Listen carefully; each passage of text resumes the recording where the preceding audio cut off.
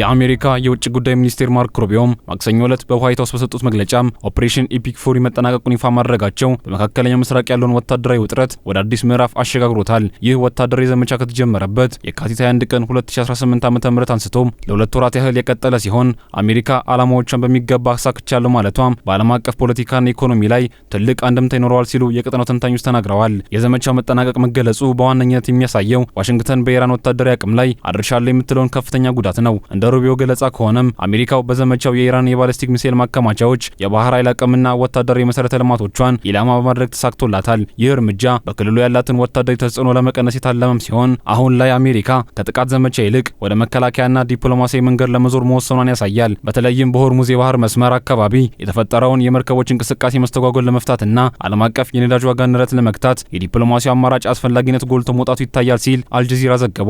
ከዚሁ ጋር ተያይዞ ፕሬዝዳንት ዶናልድ ትራምፕ የሰላም መንገድን መርጣለን ማለታቸው አዲስ የድርድር ዕድል ለመክፈት ያላቸውን ፍላጎት ያሳያል። ሩቢዮ ፕሬዝዳንቱ ከስምምነት ላይ መድረስ እንደሚፈልጉ መግለጻቸው አሜሪካ በወታደራዊ ኃይል ካሳያቸው የበላይነት በኋላ አሁን ደግሞ በጠረጴዛ ዙሪያ ኢራንን ወደ ፈለገችው መስመር ለማምጣት እንደምትጥር ይጠቁማል። ይሁን እንጂ ይህ የዘመቻ መጠናቀቅ ማስታወቂያ ሙሉ በሙሉ ጦርነቱን ያቆማል ማለት እንዳልሆነ ባለሙያዎች ይናገራሉ። አሜሪካ አሁንም ፕሮጀክት ፍሪደም በሚል ስያሜ የባህር መስመሮችን ለመጠበቅ ወታደራዊ ዝግጁነቷን እንደቀጠለች ሲሆን ኢራን ድርድር ካልመረጠች ወይም ጥቃት የምትሰነዝር ከሆነ ደግሞ ዳግም ወታደራዊ እርምጃ ሊወስድ እንደሚችል ፍንጭ ሰጥቷል ሲሉም የቀጠናው ተንታኞች ገልጸዋል። የማርክ ሩቢዮ መግለጫ በአሜሪካና በኢራን መካከል ያለውን ፍጥጫ ከቀጥታ ውጊያ ወደ ከፍተኛ ዲፕሎማሲያዊ ጫና የለወጠ ክስተት ነው። ዓለም አቀፉ ማህበረሰብም ይህ ማስታወቂያ የነዳጅ ገበያውን ያረጋጋዋል ወይስ በድርድር ሂደቱ ላይ አዲስ እንቅፋት ይፈጥራል የሚለው በጉጉት እየተከታተሉ ይገኛል። በቀጣይ ቀናት በሚደረጉ የዲፕሎማሲ እንቅስቃሴዎችና የኢራን ምላሽ መካከለኛው ምስራቅ ወደ ዘላቂ ሰላም ወይስ ወደ ሌላ ዙር ግጭት እንደሚያመራ የሚወስኑ ይሆናሉ ተብሏል። የማርክ ሩቢዮ መግለጫ አሜሪካ በመካከለኛው ምስራቅ የምትከተሉን ስትራቴጂ ከባድ ወታደራዊ ውጥረት ወደ ጥንቃቄ የተሞላበት መከላከያና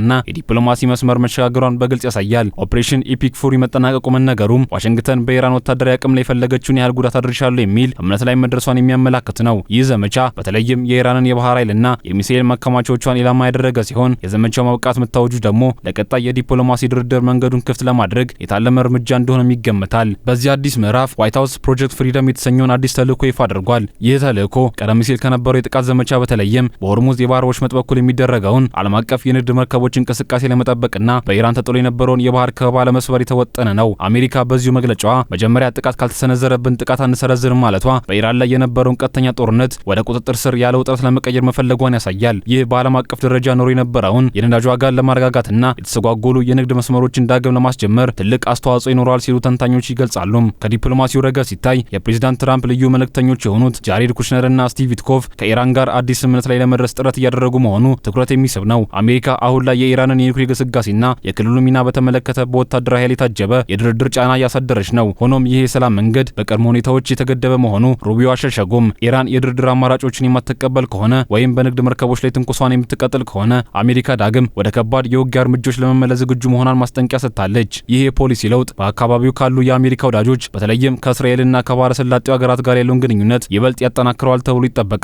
እስራኤል በኢራን ላይ ለሚሰነዘር ማንኛውም አጸፋዊ እርምጃ ዝግጁነቷን በገለጸችበት በዚህ ጊዜም አሜሪካ ወደ መከላከያ መስመር መዞሯ ቀጠናዊ ጦርነት እንዳይቀሰቀስ የማረጋጋት ሚና ሊኖረው ይችላል። በሚቀጥሉ ሳምንታት የሚደረጉ ድርድሮችና በባህር መስመሮች ላይ የሚታየው የመርከቦች እንቅስቃሴም የመካከለኛው ምስራቅ የወደፊት ዕጣ ፈንታ ወዴት እንደሚያመራ ወሳኝ ማሳያ ይሆናሉ። ዘመቻው የካቲት 1 ቀን 2018 ዓ.ም መጠናቀቁ ተገልጿል። ይህም በአካባቢው የፖለቲካና የኢኮኖሚ ሁኔታ ላይ ትልቅ ተጽዕኖ ይኖራል ተብሎም ይታሰባል ሲሉ የፖለቲካ ተንታኞች ይገልጻሉ። አሜሪካ በዚህ ዘመቻ በኢራን ላይ እርምጃዎች መውሰዷን ተከትሎም የኢራንን የባህር ኃይል አቅምና የሚሳኤል ማከማቻዎቿን ኢላማ በማድረግ ከፍተኛ ጉዳት አድርሳለች ሲሉ የቀጠናው ተንታኞች ተናግረዋል። አሜሪካ በኢራን በኩል ይደረግ የነበረውን ማንኛውም የባህር እንቅስቃሴ መገደቧም ተገልጿል። የዓለም ስጋት ይህ ሁኔታ በዓለም አቀፍ ደረጃ ከፍተኛ ስጋትን ፈጥሯል። በተለይም የነዳጅ ገበያ ውጥረቱ የነዳጅ ዋጋ ሊያነረው ይችላል የሚል ስጋት አለ። ተንታኞች እንደተናገሩትም ከሆነ ዘመቻው የኢራንን ወታደራዊ አቅም በመምታት ረገድ ስኬታማ ቢመስልም በስትራቴጂካዊ ደረጃ ግን ትልቅ ውድቀት ሊሆን እንደሚችል ይገልጻሉ። ጥቃቱ የኢራንን መንግስት ከመጣል ይልቅ ህዝቡን ካገዛዙ ጎን እንዲሰለፍ ሊያደርግ ይችላል የሚልም ስጋት ስላላቸው ነው የተባለው። የቀድሞ የብሪታንያ የባህር ኃይል አዛዥ አድሚራል ሎርድ አላን ዌስት እንደተነተኑትም ከሆነ አሜሪካ በወሰደችው እርምጃ ኢራን ወሽመጡን ለመዝጋት እንደምትሞክር በግልጽ የሚታወቅ ነበር። ይህ መሆኑ ደግሞ ለዓለም አቀፍ የነዳጅ ንግድ ትልቅ አደጋ እንደሆነና የአሜሪካ መንግስት ለዚህ ዝግጁ አለመሆኑ የሚገርም ነው ሲሉ ተናግረዋል። ዓለም አቀፍ የጥናት ተቋሙ ኢንተርናሽናል ክራይሲስ ግሩፕ ትንታኔ መሰረት ጦርነቱ ወደ ቀጠናው ሊስፋፋ እንደሚችልና የባህረ ሰላጤው ሀገራት በአሜሪካ ላይ ያላቸው እምነት እንዲቀንስ ሊደረግ እንደሚችሉ ይጠቁማሉ። በተለይም በኢራን ውስጥ ያለው አገዛዝ ቢፈርስ አገሪቱ ወደ ሰብአዊ ቀውስና የእርስ በርስ ግጭት ልታመራ ትችላለች የሚል ስጋት አለ ሲሉም የጂኦፖለቲካ ተንታኞች ተንታኞች ተናግረዋል። ኢራን አሁንም በትንንሽ ጀልባዎች ጥቃት የማድረስ አቅም ስላላት የመርከቦችን የመድን ዋስትና እንዲጨምርና የንግድ ፍሰቱን እንዲስተጓጎል ሊያደርግም ይችላል ተብሏል። በአጠቃላይ አሜሪካ ኦፕሬሽን ኢፒክ ፉሪ በተባለው ጥቃት የኢራንን ዋና የጦር መሰረቶችና ሚሳኤሎችን በመምታት አቅሟን አዳክማለች። አሁን ላይ ፕሮጀክት ፍሪደም በሚል እቅድ የባህር ንግዱን ለመጠበቅ እየሞከረች ቢሆንም ኢራን በፈሳሽ መልክ በትንንሽ ጀልባዎች የምታደርገው ጥቃት አሁንም ትልቅ ስጋት ነው። የቀጣዩ መንገድ ስጋት ሁኔታው አሁን በቁጥጥር ስር ያለው ውጥረት ቢመስልም ተንታኞች የሚፈሩት ግን የስሌት ስህተትን ነው። አንድ ወገን ሳያስበው የሚወስደው እርምጃ ወደ ሰፊ ክልላዊ ጦርነት ሊያመራ ይችላል። ይህም በመላው መካከለኛ ምስራቅና ቀይ ባህርን ወደ ቀውስ ሊከት ይችላል። ባጭሩ አሜሪካ በጉልበት ብታሸንፍም ዓለም ግን ይህ ጦርነት መቼ ይቆማል በሚል ስጋት ላይ ናት ሲሉም ተንታኞች ገልጸዋል።